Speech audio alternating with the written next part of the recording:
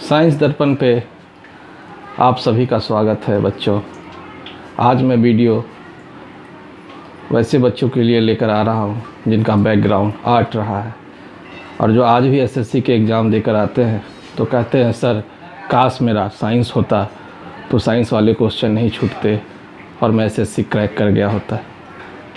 तो वैसे बच्चों के लिए ही आज वीडियो है और कुछ वैसे बच्चों के लिए भी है जो साइंस बैकग्राउंड से तो हैं पर उन्हें टेक्निक्स नहीं पता, तो ऐसे क्वेश्चन को छोड़ कर आ जाते हैं क्योंकि इस तरह के क्वेश्चंस को सॉल्व करने में मिनिमम 2 से 3 मिनट्स का समय लग जाता है। तो आज मैं इस तरह के क्वेश्चंस को बताऊंगा किस तरह विदिन 1 सेकेंड, जी हाँ मैं मजाक नहीं कर रहा, 1 सेकेंड में सॉल्व कर दिखाऊंगा ये किस तरह के क्वेश्चन को कैसे सॉल्व किया जाता है। तो चलिए हम लोग स्टार्ट करते हैं बिना समय गंवाए हुए। तो देखिए सबसे पहले क्या बात है कि मैंने बताया कि हम लोग अभी कनकेव मिरर के क्वेश्चंस को फोकस करेंगे और यहाँ लिखा हुआ विदाउट यूजिंग मिरर फार्मूला, हम लोग कोई भी मिरर फार्मूला का यूज़ नहीं करेंगे और उसको 1 सेकेंड के अंदर हम लोग उसको सॉल्व कर रहे होंगे। देखिए ये एसएससी, केवीएस, सीसेट और रेलवे। एसएससी तो जानते ही हैं ये केंद्रीय विद्यालय संगठन का एग्ज़ाम होता है और ये सीसेट इसमें लोग आईएएस का प्रिपरेशन करते हैं, पीटी का एग्ज़ाम होता है और रेलवे ये मालूम ही होगा इसमें। तो इस तरह के एग्ज़ाम्स में इस तरह के क्वेश्चंस 1 या 2 आते हैं साइंस से रिलेटेड क्वेश्चंस। तो चलिए इसका सबसे पहले मैं आपको एक बता देता हूँ कि क्या होता है ये फोकस दूरी और क्या होती है वस्तु या बिंब की दूरी और क्या होती है प्रतिबिंब की दूरी। देखिए यह एक कनकेव मिरर है, ठीक है, और कनकेव मिरर इसके बीच से होकर के लाइन जाती है, उसको हम लोग प्रधान अक्ष बोलते हैं, जो कि ध्रुव से होकर के जाती है, पोल से होकर के जाती है, ठीक ना। यह इसको एक्स एक्स जो होती है हमारी प्रधान अक्ष होती है जो कि पोल से होकर के जाती है और पोल से यहाँ जो यह होती है यह इसको बोलते हैं फोकस बिंदु और यह जो होती है हमारी इसको सेंटर ऑफ कर्वेचर बोलते हैं, ठीक है, वक्रता केंद्र हिंदी में इसे हम बोलते हैं। तो हम लोग जब भी डिस्टेंस मेजर करते हैं तो P से मेज़र करते हैं, पोल से यानी ध्रुव से। तो P से F तक का जो मेज़रमेंट होता है उसको हम लोग बोलते हैं F फोकल लेंथ यानी फोकस दूरी, और P से C तक का जो मेज़रमेंट होता है जिसको हम लोग बोलते हैं R वक्रता त्रिज्या, ठीक है। ये सब आप लोगों को मालूम ही होगा, ठीक है। मैंने इसका एक स्पेशल भी मैंने एक वीडियो बनाया है साइंस दर्पण पे, आप जाकर वहाँ सर्च करेंगे पूरे साइंस से रिलेटेड सारे क्वेश्चन है, वहाँ डिटेल्स में इन चीज़ों का आप लोग अध्ययन कर सकते हैं। आज हम लोग आपको 1 सेकेंड में कैसे इस तरह के क्वेश्चन को सॉल्व करते हैं इसके बारे में हम बताएंगे, ठीक है। और ये मिरर है, इधर जो होता है इसको हम नेगेटिव और इधर जो होता है धनात्मक। तो जैसे देखिए पहले फोकस दूरी, तो ये फोकस दूरी क्या होगी, यहाँ से P से F, इसी को हम लोग कहते हैं फोकस दूरी। ये दर्पण की फोकस दूरी है P से F। और यह है वस्तु दूरी, यानी कि हम वस्तु को कहीं भी कहाँ पे हम इस प्रधान अक्ष पर कहाँ रखते हैं, इस लाइन पर हम कहाँ रखते हैं। जब भी रखेंगे P से लेकर के X इस तरफ, कहीं भी दर्पण से इस तरफ लेफ़्ट साइड हम वस्तु को रखते हैं, ठीक है। और हमारा जो इमेज जो बनता है, प्रतिबिंब बनता है, वो 2 जगहों पे बनता है, या तो इधर बनेगा या तो इधर बनेगा। जब इधर बनेगा हमारा इमेज तो ऋणात्मक होगा और जब इधर बनेगा तो धनात्मक होगा। तो चलिए हम लोग स्टार्ट करते हैं। जैसे जैसे पता है कि देखिए फोकस दूरी 12 सेंटीमीटर दिया हुआ है और वस्तु की दूरी 8 सेंटीमीटर दिया हो।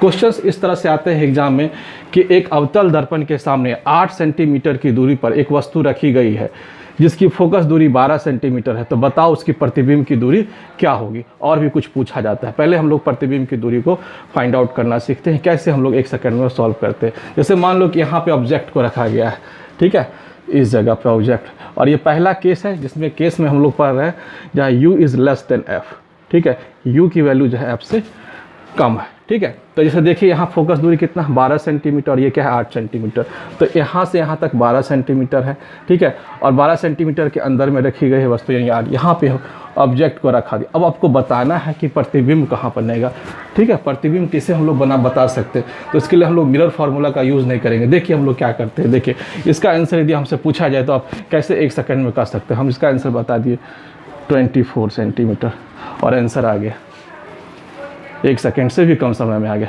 बताओ हमने कैसे किया। तो देखो इसके लिए क्या करना पड़ता है, ये कुछ नहीं करना पड़ता है, जो ये वैल्यू दी रहती है ना 12 और 8, इसका हमको एलसीएम फाइंड आउट करना पड़ता है। और 12 और 8 का एलसीएम कितना होता है 24, and 24 is the answer. Clear है।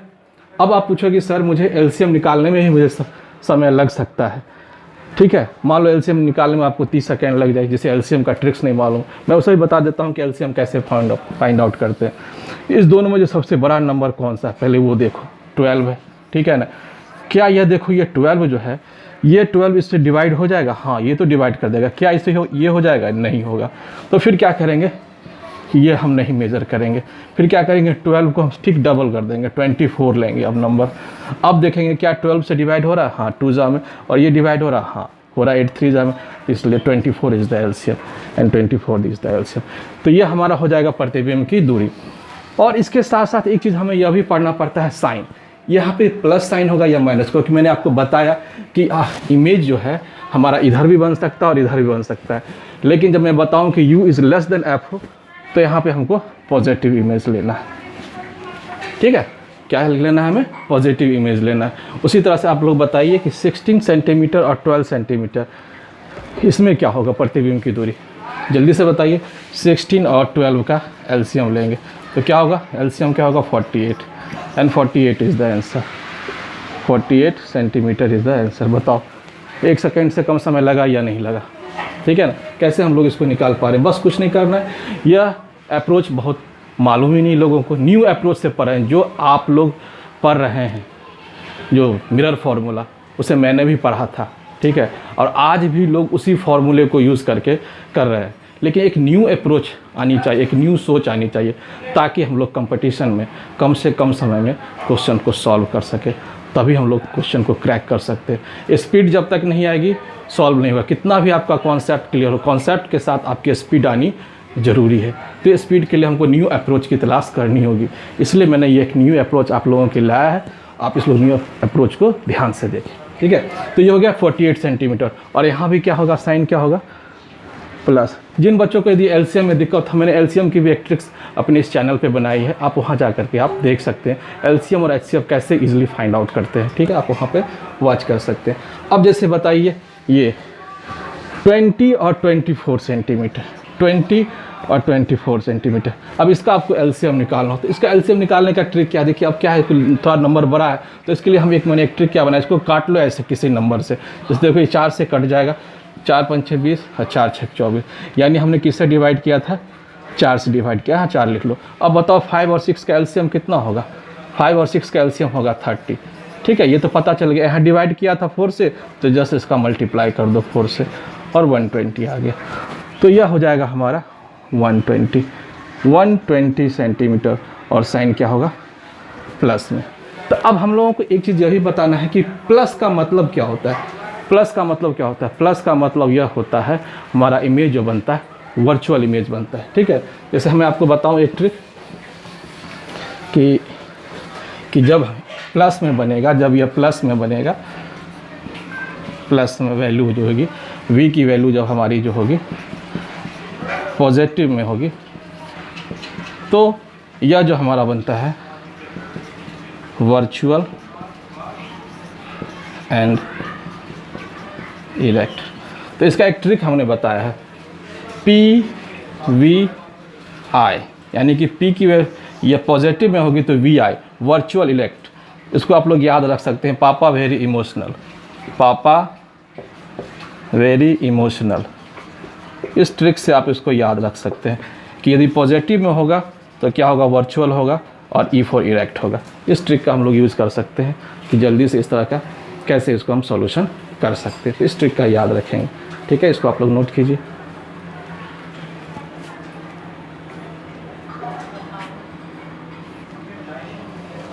ठीक है, तो हमने यहाँ तक आप लोगों को बताया कि इस तरह से। अब इसके साथ साथ एक और भी क्वेश्चंस पूछे जाते हैं। इसके साथ साथ हम अभी आपको इस क्वेश्चंस को ही आप क्लियर कर रहे हैं, इस क्वेश्चंस को मैंने आप क्लियर कर दिया।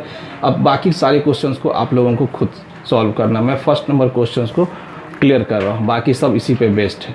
तो मैंने आपको बता दिया कि इसका इमेज डिस्टेंस जो होगा, प्रतिबिंब की दूरी होगी 24 से प्लस 24। अब इसके साथ एक क्वेश्चंस और भी पूछे जाते हैं, व्हाट इज़ मैग्नीफिकेशन। बताइए कि ऐसे सिचुएशन में मैग्नीफिकेशन क्या होगा। तो मैग्नीफिकेशन क्या होता है, इसे देखिए, जैसे कोई चीज़ यह है, एक ऑब्जेक्ट है, यह 5 मिलीमीटर का है, ठीक है, और यदि इसकी मैग्नीफिकेशन डबल है, तो क्या इसका कितना बड़ा इसका फिर इमेज बनेगा, 5 का डबल 10, तो 10 मिलीमीटर में आंसर होगा। तो सबसे पहले हम लोग फाइंड आउट करते हैं कि मैग्नीफिकेशन। चलिए मैग्नीफिकेशन फाइंड करने का तरीका क्या होता है कि देखिए मैग्नीफिकेशन फाइंड आउट करने का तरीका क्या होता है। ये देखिए ये जो आई है ना, ये ऑब्जेक्ट डिस्टेंस, इससे इसमें हमको डिवाइड कर देना है। तो 8 3 जा क्या होगा 24, तो मैग्नीफिकेशन हो गया हमारा +3। ठीक है, यू से डिवाइड कर देना पड़ता है, तो मैग्नीफिकेशन +3 आ गई। अब बताइए नेचर क्या है। नेचर हमने आपको बताया था अभी कि नेचर की पापा वेरी इमोशनल, तो वी फॉर क्या होता है वर्चुअल एंड इरेक्ट, यही हमारा नेचर होगा। अब एक क्वेश्चन में पूछा जाता है what is the size of the image. ठीक है, प्रतिबिंब का जो है ना साइज क्या होगा, आपको दिया रहेगा कि if the size of the object is 5 millimetre, यदि ऑब्जेक्ट का साइज 5, मानी यही ऑब्जेक्ट हम यहाँ पे रख रहे हैं। ठीक है, ये ऑब्जेक्ट ये 5 मिलीमीटर का है, तो इसकी हाइट कितनी होगी बाद में जब इसकी इमेज बनेगी। तो सबसे पहले हम लोग मैग्नीफिकेशन फाइंड आउट करते हैं। मैग्नीफिकेशन हमने फाइंड आउट कर लिया 3, और कुछ नहीं करना है, 3 को 5 से मल्टीप्लाई कर देना, वही हमारी साइज ऑफ द इमेज है, यानी 15 मिलीमीटर इज़ द आंसर। बताइए आसान है या नहीं। इसे हमको समझाने में इतना समय लग रहा है, ठीक है, लेकिन जब आप उसको समझ जाएंगे तो आप लोग पक्का विदिन सेकेंड में आप सारे क्वेश्चंस को सॉल्व कर देंगे। जैसे कि आप लोग खुद आप उसको देख सकते हैं, यहाँ पर देखिए कि यहाँ से मैं आपसे पूछूं, आपको तुरंत जवाब देना है। यदि आपने अभी ध्यान से देखा, मैं आपसे पूछूं व्हाट इज़ द मैग्नीफिकेशन, तो आपको मैंने क्या बताया था कि यू से डिवाइड कर देना है। बस 12 का टेबल पर है, 12 चौक 48 यानी 4, तो कितना होगा 4, तो मैग्नीफिकेशन 4 होगा। यदि आपका दे दिया क्वेश्चन में दे दिया कि इमेज मतलब ये ऑब्जेक्ट की हाइट यदि थी 3 मिलीमीटर, दिस इज़ 3 मिलीमीटर, तो बताइए इसकी क्या हाइट होगी, इमेज हाइट क्या होगी। बस क्या करना है, उसको मल्टीप्लाई कर देना, 12 चौक 48, 4 हुआ, 4 को 3 से गुना कर देंगे 12, तो इसका इमेज जो होगा प्रतिबिंब का साइज जो होगा वो 12 मिलीमीटर का होगा। फिर चलिए देखिए इसमें से, इसमें बताइए इसका क्या होगा। बस इससे क्या करेंगे, इसको हम डिवाइड कर देंगे मैग्नीफिकेशन में, तो 24 × 25 से 5, मैग्नीफिकेशन हो गया 5। ठीक है, यदि आपको दे दिया ठीक है कि किसी ऑब्जेक्ट की हाइट ये है 2 मिलीमीटर है, बस 2 को 5 से मल्टीप्लाई कर देना है, 2 5 × 10, तो 10 इज़ द आंसर। तो इस तरह से हम लोग इस सारे क्वेश्चंस को हम लोग कर रहे होंगे। ठीक है, हमने आपको टाइप ए अभी बताया है। ठीक है, अब टाइप 2 पे चलेंगे, आप इसको देखिए। ठीक है, तो अब हम लोग देख रहे हैं यह कि u is greater than f, type B. हमने टाइप ए पढ़ लिया था, u इज़ जहाँ u की वैल्यू क्या है f से ग्रेटर है। देखिए हम लोग देखते हैं कि u की वैल्यू f से ग्रेटर है। देखिए u की वैल्यू यहाँ देखिए u की वैल्यू 15 है और f की वैल्यू 10 है, तो है ना बड़ी। तो इस तरह वाले क्वेश्चंस को हम लोग कैसे सॉल्व करेंगे। ठीक है, यदि आपको दिया रहेगा, यदि क्वेश्चन में दिया रहेगा कि एक ऑब्जेक्ट है जो 15 सेंटीमीटर की दूरी पर रखी गई है और जिसकी फोकस दूरी 10 सेंटीमीटर है, तो आपको बताना है कि उसकी प्रतिबिंब की दूरी क्या होगी। ठीक, तो हम लोग कैसे इसको क्वेश्चन को सॉल्व करेंगे। तो चलिए यहाँ पर भी हम लोग वही सिस्टम को अप्लाई करेंगे। 10 और सेंटीमीटर और 15 सेंटीमीटर का एलसीएम लेंगे। अब बताइए 10 सेंटीमीटर और 15 सेंटीमीटर का एलसीएम क्या होगा, जल्दी से बताइए। 60 सेंटीमीटर, ठीक है, तो 60 सेंटीमीटर। अब आप कहेंगे कि मैंने कितना जल्दी कैसे निकाल लिया 60, बस मुझे ट्रिक्स मालूम है कि कैसे निकाल, कि 10 और 15 में कौन सा बड़ा है, तो मैंने 15 लिख लिया। तो ठीक है, ये तो 15 जो है इससे डिविजिबल होगा, लेकिन नहीं होगा, तो फिर हमको क्या करना होगा, 15 को क्या करना होगा, ठीक डबल करना होगा। तो क्या करना होगा 30। ठीक है, तो देखिए यहाँ पे 30 ही होगा आंसर, 60 नहीं होगा, क्या होगा 30 होगा, 30 सेंटीमीटर। देखिए 15 से डिवाइड हो जाएगा, ठीक है ना, और ये भी डिवाइड हो जाएगा, तो 15 और 10 का एलसीएम क्या हो जाएगा 30 सेंटीमीटर इज़ द आंसर। फिर देखिए सेकेंड में हम लोगों को क्या करना है, इसमें से 15 और 20, तो फिर चलिए 15 और 20 का एलसीएम लेते हैं, 15 और 20 का। तो 15 और 20 में देखिए बताइए कि 15 और 20 में कौन ग्रेटर है, 20, तो डिविजिबल सिर्फ 20 ही होगा, ये तो नहीं होगा। तो फिर इसको क्या करेंगे हम लोग, नंबर को डबल करेंगे, 40। तो फिर देखिए अभी यही डिविजिबल हो रहा है, ये नहीं हो रहा है 15 के टेबल से, तो फिर क्या करेंगे, ट्रिपल करेंगे, 60। तो 23 जा 60, 15 4 जा 60, तो इसका आंसर क्या होगा हमारा 60 सेंटीमीटर। फिर से देखिए 12 और 16, ठीक है ना, 12 और 16, तो 12 और 16 का क्या होगा, 12 और 16 का देखिए दोनों में ग्रेटर क्या है 16, 16 लिखेंगे तो सिर्फ 16 ही डिवाइड होगा, ये तो नहीं होगा। फिर डबल करेंगे, 16 2 जा 32, तो फिर यही इसको डिवाइड कर पाएगा, 12 के टेबल से तो होगा नहीं। तो 16 3 जा 48। अब ये 48 देखिए, तो 16 3 जा ये हो जाता है और 12 से भी डिवाइड हो जाता है, 12 4 जा, that means 48 is the answer. 48 is the answer. 1 second से भी कम समय लग पा रहा है। अब जैसे देखिए 24 और 30, 24 और 30। अब इसमें देखिए कि 30 है तो बड़ा नंबर है तो 30 लिखेंगे, ठीक है, तो ये तो डिवाइड हो जाएगा, ठीक है, तो ये नहीं हो पाएगा। फिर जस्ट डबल करेंगे 60, तो देखिए ये भी डिवाइड हो जाएगा, ये नहीं होगा 20 के। फिर 33 जा 90, तो यही हो जाएगा, ये नहीं होगा। फिर 34 जा 120, तो देखिए ये हो जाएगा 4 जा और 24 25 20 से, ठीक है ना। तो यानी कि इसका जो होगा एलसीएम होगा 120 सेंटीमीटर। सिर्फ जो एलसीएम निकालने में ही जो समय लगेगा, बाकी हमारा आंसर आ गया, ठीक है। बस साइन इसमें लगाना है। तो इसमें साइन हम लोग कैसे क्या साइन लगाना है और क्या करना है इसमें से देखिए। ऑब्जेक्ट को कहाँ रखा गया है, देखिए इसमें सबसे पहले ये 10 सेंट, ये फोकस है क्या, यहाँ से यहाँ क्या है 10 है, या यहाँ से यहाँ क्या है हमारा 10 है। और ऑब्जेक्ट को किधर रखा गया है हमारा, दूर में रखा गया, यहाँ पर रखा गया है, इस तरह से रखा गया। तो देखिए हम आपको एक रे डायग्राम खींच कर दिखाते हैं कैसे ये होता है। देखिए यह यहाँ से चलती है वस्तु, ऐसे आती है और ऐसे होकर के टकरा जाती है, और यह जो होती है तो सेंटर ऑफ कर्वेचर से जाती है, ऐसे होते, और फिर यह सेंटर ऑफ कर्वेचर से ही वापस लौट जाती है और यहाँ आकर के कट जाती है, और यहाँ पे जो हमारा इमेज बनता है, ठीक है, इस तरह से बड़ा इमेज बनता है। तो देखिए ये किधर बना, नेगेटिव साइड बना, ऑब्जेक्ट किधर बना हमारा, नेगेटिव साइड बना, इसलिए आंसर क्या होगा, negative, minus minus minus minus, ठीक है। तो u इज़ जब ग्रेटर देन f हो तो क्या होगा 30 सेंटीमीटर 30 सेंटीमीटर 30। यदि आप उसको रे डायग्राम आप देखना चाहते हैं तो हमारे साइंस वाले सेक्शन में जाएंगे, वहाँ अच्छे से मैंने सारी कुछ अच्छे से ढंग से बताया है। आप वहाँ ध्यान से देखेंगे तो आपको बहुत समझ में आएगा, आपका पूरा का पूरा फंडामेंटल क्लियर हो जाएगा। तो देखिए इस तरह से रे डायग्राम से हमने आपको समझाया कि इस तरह से रे आती है, इस तरह से टकराती है। तो अब ये माइनस का मतलब क्या होता है कि माइनस का मतलब, अब जैसे आपसे क्वेश्चन पूछता है इसमें से कि नेचर क्या होता है, what is the nature of, ये नेचर पूछता है कि प्रतिबिंब की दूरी, जिसकी प्रकृति, नेचर का मतलब होता है प्रकृति, हिंदी मीडियम वाले इसको याद रखेंगे, पूछता है प्रकृति की मतलब प्रतिबिंब की प्रकृति क्या है। तो जब प्रकृति पूछेगा तो बस हमको आपको एक जवाब देना है। शुरू में तो आपको हमने ट्रिक्स बताया था। तो इसमें प्रकृति देखिए कैसी प्रकृति है, तो देखिए इसमें क्या है कि यह जो इमेज जो बन रहा है, इमेज यह जो हमारा, इसको बोलते हैं रियल इमेज। क्या बोलते हैं इसको, रियल। तो रियल इमेज वैसा इमेज होता है जब दो रे आपस में टकराती है और खुद से कटती है। जैसे ये गई ऐसे आई यहाँ और ये गई ऐसे आई, यह खुद से यहाँ जा कर के कट होकर के यहाँ पे मिल ली, ठीक है, और यहाँ पर एक हमारा इमेज का फॉर्मेशन बना। तो इसी तरह के इमेज को हम लोग बोलते हैं रियल इमेज बोलते हैं, ठीक है। तो यह हमारा हो गया इमेज रियल। और ये कैसा बना, देखो ऐसे रखे हैं तो क्या बन गया, उल्टा बन गया। तो रियल एंड इन्वर्टेड, तो रियल एंड इन्वर्टेड।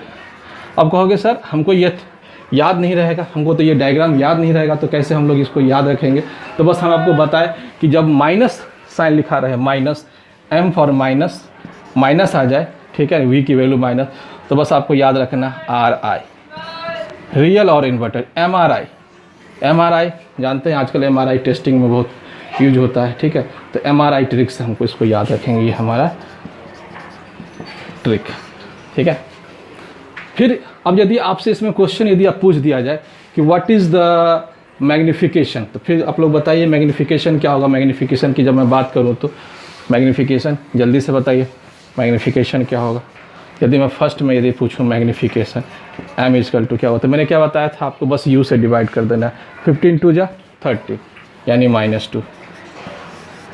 तो -2 का मतलब क्या होता है कि यह होता है कि डबल इमेज, इमेज जो भी होगा जो डबल बनेगा, क्या बनेगा, डबल साइज का बनेगा। यदि कोई ऑब्जेक्ट 5 मिलीमीटर का हो तो उसका इमेज कितना बनेगा, डबल, यानी कि 5 का डबल 10। और ये माइनस साइन बताता है हमको ये उल्टा बनेगा या सीधा बनेगा। यदि माइनस हो तो हम लोग क्या बोलेंगे, उल्टा, ठीक। और यदि यहाँ पे m की जगह प्लस में साइन रहता तो यहाँ हम बोलते सीधा, ठीक है। तो बस यही इसका ध्यान रखना है कि माइनस का मतलब क्या होता है, ठीक है ना। और 2 का मतलब होता है डबल साइज। जो भी दिया रहेगा, जैसे मान लो आपको क्वेश्चन में दे दिया कि एक ऑब्जेक्ट है 5 मिलीमीटर का है, तो बताओ कि अब उसका इमेज कितनी हाइट की होगी। तो आपको ये मैग्नीफिकेशन फाइंड आउट करना होगा। अब फाइंड आउट करके आपको पता चल गया कि डबल है तो डबल कर देंगे, 10 सेंटीमीटर इज़ द आंसर, ठीक है ना। 5 होगा तो 10, 6 होगा तो 12, 1.5 होगा तो 3, ठीक, इस तरह से। तो आपको समझ में आ गया, ठीक है ना। अब मैंने आपको पहला क्वेश्चन समझाया, अब बाकी 2 क्वेश्चन को मन ही मन आप इसको सॉल्व करके बताएं, देखते हैं किसका किसका सॉल्व होता है, ठीक है। बताइएगा दूसरे क्वेश्चन को, आप बताइए। इमेजिन कीजिए कि मैं पढ़ रहा हूँ सामने और आप बता रहे हैं, बताइए ये क्या होगा। मैंने क्या बताया, जस्ट यू से डिवाइड करना है, तो 23 × 60, तो ये क्या होगा, मैग्नीफिकेशन क्या होगा, -3, ठीक है। और यहाँ माइनस का साइन बताता है हमको, उल्टा इमेज बनता है, ठीक है। तो मैंने पहले ही बता दिया था उसको कि यहाँ पे उल्टा, यहाँ भी आप साइन देख करके पकड़ सकते हैं इमेज का जो है कैसा बनेगा। यदि इमेज ऐसे रखेंगे ऑब्जेक्ट को तो इस तरह से उल्टा बनेगा, ठीक। तो यही हो गया -3, ठीक है। फिर यदि इसमें मैं पूछूँ इसका क्या होगा, 16 सेंटीमीटर, तो 16 का ट्रिपल कर देंगे, 16 3 × 48, तो इसमें क्या होगा -3, और इसमें क्या होगा 13 4 × मैग्नीफिकेशन क्या होगा -4। तो हमको मैग्नीफिकेशन का क्या महत्व होता है कि मैग्नीफिकेशन इसलिए हम लोग निकालते हैं कि आपको पेपर में देगा कि एक ऑब्जेक्ट की हाइट इतनी है, तो बताइए उसकी इमेज की हाइट क्या होगी। तो इसके लिए हमें मैग्नीफिकेशन निकालने की ज़रूरत होती है। आप मैग्नीफिकेशन निकालना समझ गए, ठीक है। आप इस क्वेश्चन को आसानी से सॉल्व कर सकते हैं विदिन 1 सेकेंड के अंदर, ठीक है। आप इसको देखिए,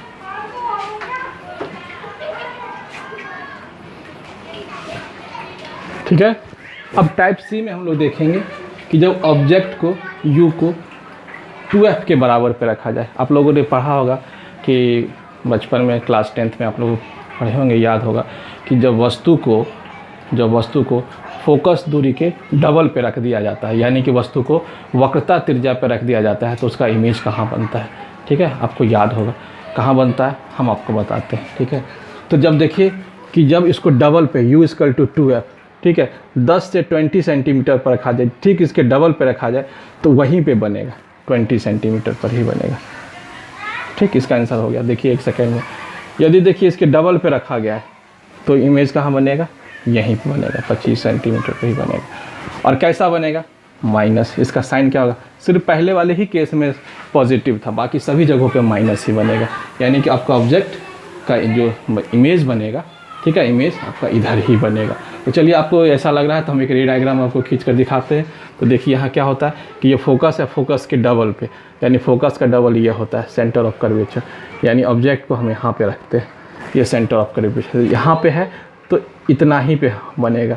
और ये डायग्राम खींच कर बताते हैं, देखिए कैसे होता है। हाथ ऐसे ऐसे जाएगी लाइट, ऐसे होकर लाइट जाएगी और ऐसे होकर के इधर से चली जाएगी, और ऐसे फोकस से ऐसे होकर के जाती है और ऐसे होकर के मिल जाती है, और यहाँ पे हमारा इमेज का फॉर्मेशन होता है। तो ऑब्जेक्ट को यदि हम सेंटर ऑफ कर्वेचर पे रखते हैं तो हमारा इमेज भी सेंटर ऑफ कर्वेचर का बनता है और सेम साइज़ का बनता है। इस बात का ध्यान रखना है, ठीक है। तो आपको समझ में आएगा। तो यदि आपसे पूछेगा नेचर, तो बस आपको नेचर में आपको बस हमने आपको क्या ट्रिक याद कराया था, यदि नेचर जो है क्या है, माइनस है, M for minus, M for क्या है, माइनस, ये आपको मैंने आपको बताया था।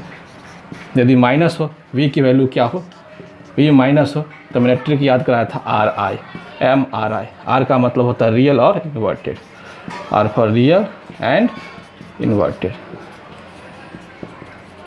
ठीक। तो देखिए यहाँ पे देखिए बन रहा है ना, ये रियल और इन्वर्टेड दो रे खुद आपस में अपने आप ऑटोमेटिक कट हो रही है, ऑटोमेटिक कट हो रही है। कट होने पे यहाँ पे इस बिंदु पर यहाँ पे इमेज बन रही। तो जहाँ दो रे आपस में खुद कटती है, अपने आप कटती है, तो उसको हम लोग बोलते हैं रियल, ठीक है। और ये जब ये ऐसे रखा हुआ इसका उल्टा बन रहा है तो उसको इन्वर्टेड। तो चलिए हम लोग फिर अब नेक्स्ट में मैग्नीफिकेशन की बात करते हैं कि मैग्नीफिकेशन क्या होता है। तो मैग्नीफिकेशन बताइए कि फर्स्ट के केस में मैग्नीफिकेशन क्या होगा। तो मैंने बताया था कि जस्ट आप उसको डिवाइड कर दीजिए इससे, इसमें तो 20 तो -1 होगा, ठीक है। तो -1 कहने का मतलब जब मैग्नीफिकेशन 1 आ जाए तो इसका मतलब समझो सेम साइज। यदि 5 मिलीमीटर का कोई ऑब्जेक्ट है तो उसका इमेज भी जो होगा 5 मिलीमीटर का ही बनेगा। जैसे जैसे मार्कर है, इस मार्कर को हमने यहाँ पे रखा, ठीक है, तो इतना ही साइज़ का यहाँ पे बनेगा, ठीक है, सेम साइज़ का। इसलिए मैग्नीफिकेशन क्या है हमारा होगा -1। -1 आपको ये दिखाता है कि आपका माइनस साइन बताता है कि उल्टा बनेगा ऐसे था। जहाँ माइनस लिखा हो तो समझ जाइए उल्टा, यदि प्लस में आ जाए तो समझ जाइए वो जैसे ऑब्जेक्ट रखा हुआ उसी तरह से सीधा बनेगा। माइनस का मतलब नेगेटिव, उल्टा, इन्वर्टेड, और प्लस का मतलब सीधा बनेगा। तो यहाँ देखिए माइनस का है, तो माइनस का मतलब क्या होगा, उल्टा। मैंने आपको इसको यहाँ से भी आप चेक कर सकते हैं, यहाँ से भी चेक कर सकते हैं। जहाँ देखिए v की वैल्यू निगेटिव है, कोई ज़रूरी नहीं है कि आपको ये उल्टा बनेगा सीधा बनेगा, इसके लिए आपको m निकालने की ज़रूरत है। आप सीधे यहाँ v से भी पता कर सकते हैं। मैंने आपको बताया कि v की वैल्यू जैसे ही माइनस आ गई तो r आई, है ना, रियल एंड इन्वर्टेड, उल्टा बनेगा इमेज, ठीक है। तो ये समझ में आ गया आप लोगों को इस तरह से इस चीज़ों को। फिर उसी तरह से देखिए 12 सेंटीमीटर है, तो इसका आप क्या बना, इसका डबल्स पे है तो आपको 25 सेंटीमीटर पर बनेगा, -25। इसका ही मैग्नीफिकेशन क्या होगा, -1। पेपर में इस तरह से भी पूछ देता है कि m = -1 का क्या अर्थ होता है, व्हाट इज़ द मीन। आपको 4 ऑप्शंस दे देंगे, 1 2 3 4 5, ठीक है, इस तरह से ऑप्शंस दे देंगे। तो आपको सीधा बताना है कि मैग्नीफिकेशन 1 का अर्थ होता है कि जितनी ऑब्जेक्ट की हाइट होगी उतनी ही इमेज की हाइट होगी, और माइनस साइन इंडिकेट करता है इन्वर्टेड इमेज का। माइनस साइन क्या इमेज करता है, इन्वर्टेड, है ना, होगा। ऑब्जेक्ट हाइट जो होगा, ऑब्जेक्ट का जो होगा वह उल्टा बनेगा, ठीक है। और 1 होगा हमारा, 1 का अर्थ होता है सेम साइज। तो इस बात को हम लोगों को याद रखना है।